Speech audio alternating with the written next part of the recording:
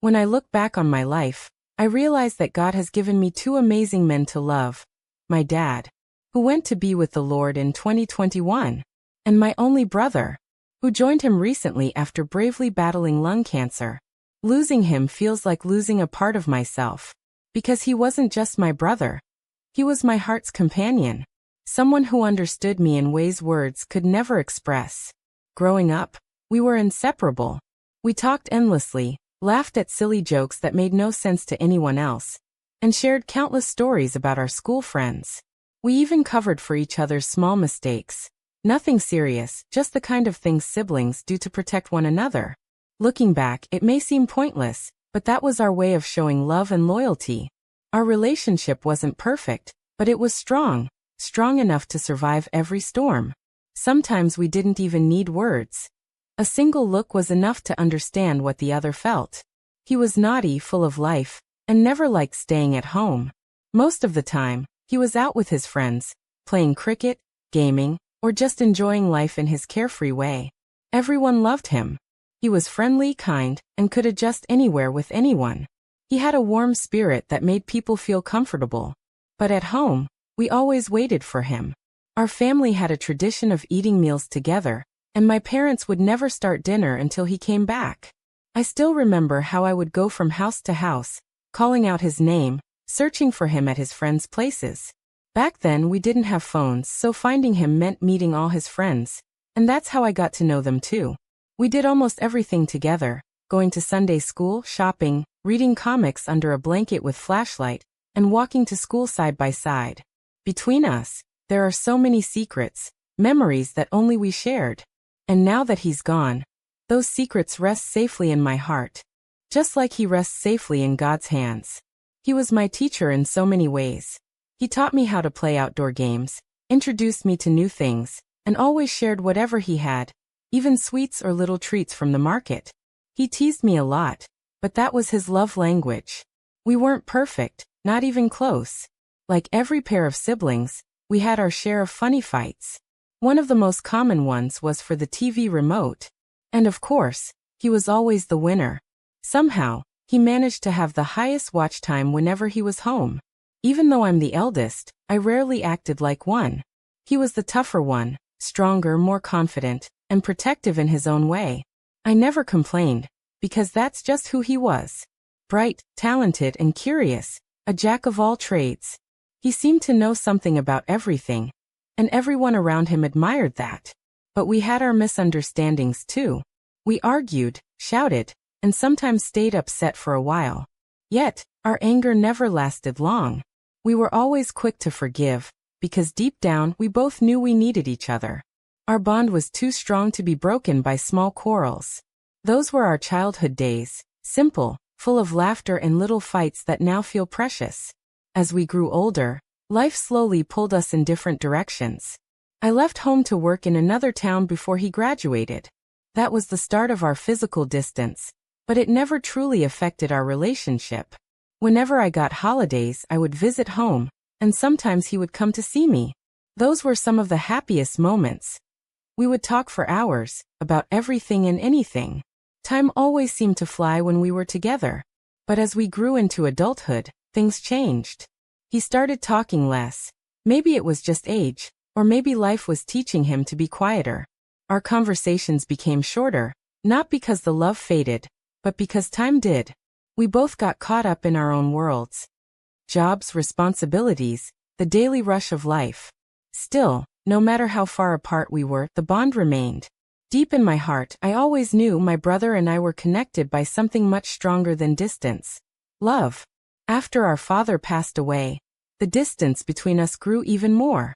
Life brought a storm of personal struggles that affected both of us deeply. Our hearts were heavy, and our emotions, so overwhelmed by the pain of losing our father, made it hard to communicate. Our conversations became fewer, our messages shorter, and sometimes, the chats just stayed empty. We were both broken in our own ways. I remember reaching a point where I could only surrender it all into God's hands. We were hurting, but I believed that even in silence, God was still working in our hearts. Then one day we finally got back in touch. He told me he had found someone special, a woman he wanted to marry. Soon came the engagement.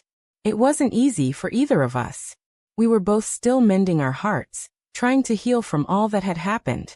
But by God's grace and through many prayers, he finally married the woman he loved. By that time, our relationship had slowly become more stable again. And me, being the eldest, I took that as my chance to speak to him like only a sister could. Whenever we talked, I tried to remind him of things that mattered, to encourage him to be his best self. He didn't always like it. He used to laugh and tell me I talked too much, but deep down, I knew he understood my heart. If I didn't talk, who would? If I didn't guide him, who else would dare to?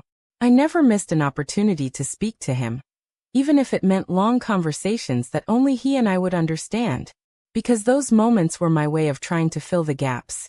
All the lost time, all the silence, all the distance. No one else could ever truly know our story. People might see glimpses, hear pieces, but only he and I knew the full book. Every chapter we lived, every page we turned together. That's what made our bond so unique. Strong yet vulnerable, simple yet sacred. My brother hardly visited my home, but every time he came to our town, I would remind him, sometimes with love, sometimes with scolding, to come and see me. We lived in different towns, and life was busy, but after some time, he started listening. And when he visited, everyone at home was happy.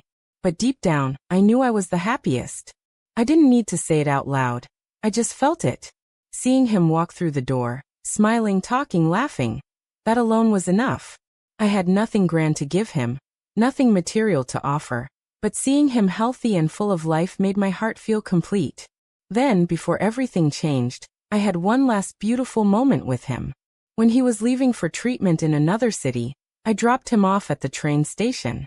We walked hand in hand, just like when we were children. As we walked, I told him to be strong, to have faith, and to come back healed. We talked about our lives, how far we had come, and the dreams we still wanted to chase, our little bucket list from childhood. I told him, one day, we'll complete them all together.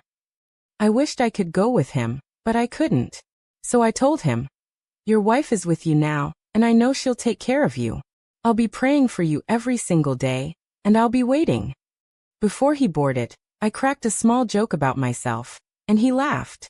Then he turned, waved, and smiled that same bright smile I'll never forget. That was the last time I saw him smiling. Not long after, came the news, lung cancer. Everything inside me went quiet. I couldn't speak, couldn't cry out loud. All I could pray was, Lord, please not him. Please heal my brother. But I also knew, everything rests in God's hands.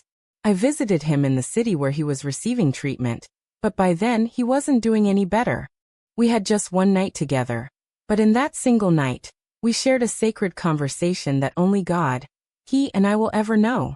It was a moment beyond words, full of love, memories, and quiet understanding.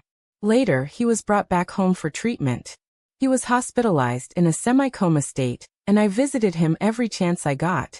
Each time I saw him, I thanked God for giving me the gift of being his sister. Our faith, obedience, and strength were tested deeply in that season. But even then, I held on to God's promise. He knows best. After battling lung cancer for nearly a month, my brother's journey came to an end. Surrounded by his close ones in that small hospital room, he took his final breath. I couldn't accept it. It felt too early, too sudden. Everyone was crying. I was too. But in the midst of my tears, God placed a verse in my heart. The joy of the Lord is my strength. In that moment, I realized I had a choice. Either let grief consume me completely, or trust that God's plan is greater than my pain. And so even though my heart was breaking, I whispered, "Thank you, Lord, for the years you gave me my brother Mulu." He was not just my brother. He was my best companion, my reminder of love, laughter, and strength. His absence has changed me completely, and life feels heavier without him. But it brings me comfort knowing he's not alone. That he's with our Father now, together in peace, in the presence of God. Sometimes the thought of living without them feels too hard. But I keep reminding myself that God is still with me. I trust him with all my heart, because even in my weakest days, I know he's the one who gives me strength to go on, until the day we meet again. And when it gets too quiet, when the pain comes back like a wave, I close my eyes and whisper through the tears, God, please don't give up on me. Because even though my heart aches, my hope is still in God.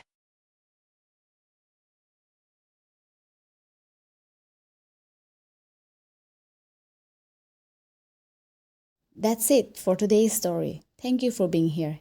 If this story touched you, like, share, or just leave a kind word below. And if you have a story on your own, you can DM me on Instagram at truetoldstories. With love, this is True Told Stories. See you again soon.